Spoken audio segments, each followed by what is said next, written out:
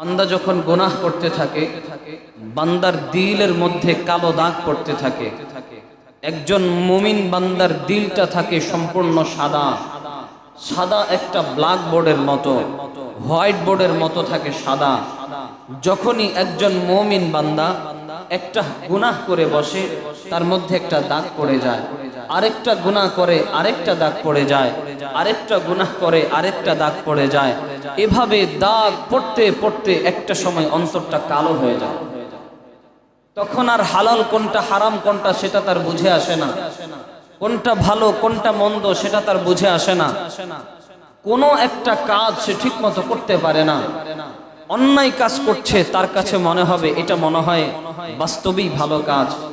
অসৎ কাজ করছে, তার অন্তরের মধ্যে আসবে আমি তো তেমন কোনো খারাপ কাজ করছি না। এই জন্য আমরাও দেখবেন সমাজের মধ্যে এমন কিছু মানুষদেরকে দেখি যারা সমাজের মধ্যে খুব নিকৃষ্ট শ্রেণীর মানুষ, যাদের চরিত্র ভালো না, যাদের স্বভাব ভালো না, যাদের আচার আচরণ ভালো না, কিন্তু মানুষের সামনে যখন তারা কথা বলে এমন ভাবে কথা বলে মনে হয় আসমানের নিচে জমিনের উপরে তাদের মতো বুজুর্গ আর কেউ নাই। কথা বলেন, এমন মানুষ আছে না নাই? আসল মন ঘটনা কোন জায়গায়? অনেক সময় আমি নিজে চিন্তা করতাম, এই লোকটা নিজেও জানে সে এত বড় অপরাধী, সে নিজেও জানে জাতি তাকে কতটুকু খারাপ চোখে দেখে, তারপরও নিজেকে এত ভালোভাবে সে কিভাবে উপস্থাপন করে। আমি গবেষণা করে দেখলাম আসলে বিষয়টা তো তা না।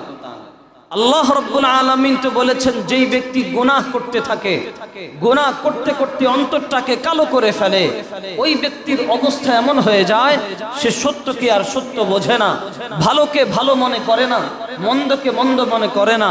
কোরআনের মধ্যে আছে সুম্মুন বুকমুন উমিয়ুন ফাহুম লা ইয়ারজিউন, ওরা বধির, ওরা কানে শোনে না, ওরা বুকমুন, ওরা বোবা, ওরা সঠিক কথা বলতে জানে না। এমন কি এমন অবস্থা হয়ে যায় সঠিক জিনিসও তারা দেখে না, অন্যায় জিনিস তারা দেখতে থাকে। ফাহুম লা ইয়ারজিউন, একটা পর্যায়ে তারা দ্বীনের পথে আর ফিরে আসতে পারে না। দ্বীনের পথে ফেরার তাদের আর সুযোগ থাকে না। কেন থাকে না? তার দিলটাকে আল্লাহ তাআলা মোহর মেরে দিয়েছেন। খতামাল্লাহু আলা কুলুবিহিম ওয়া আলা সামইহিম ওয়া আলা আবসারিহিম গিশাওয়া। আল্লাহ বলেন, এমন ব্যক্তিদের অন্তরের মধ্যে আমি মোহর মেরে দিয়েছি, আমি তাদের শ্রবণ শক্তির মধ্যে মোহর মেরে দিয়েছি, আমি তাদের চোখের মধ্যে মোহর মেরে দিয়েছি, প্রত্যেকটা জায়গায় আমি মোহর মেরে দিয়েছি। তারা আর সঠিক কিছু দেখে না, মন্দ কাজ করে এটাকেই মনে করে যে নেক কাজ, খারাপ কাজ করে এটাকেই মনে করে নেক কাজ। এই জন্য গুনাহ হয়ে গেলে তওবা করে ফেলতে হবে। কিন্তু খবরদার, গুনাহ করার পরে বান্দা যদি তওবাও না করে, ওই গুনাহের একটা বিপদ, গুনাহের একটা ক্ষতি বান্দার কাছে আসবেই আসবে, কোনো সন্দেহ নেই। আগুন জ্বালালে গরম আসে, আগুন জ্বালালে গরম হয়, অটোমেটিক চতুর্দিকে গরম হয়ে যাবে। কেন? আগুনের প্রভাব। সূর্য উঠলে সব গরম হয়ে যাবে। কেন? এটা সূর্যের প্রভাব। পৃথিবীতে প্রতিটা বস্তুর প্রভাব আছে, তাহলে গুনাহের কেন প্রভাব থাকবে না? গুনাহেরও তো একটা প্রভাব আছে। বান্দা যত বেশি গুনাহ করবে, সেই গুনাহের প্রভাবগুলো আস্তে আস্তে বান্দার মধ্যে ছড়িয়ে যাবে।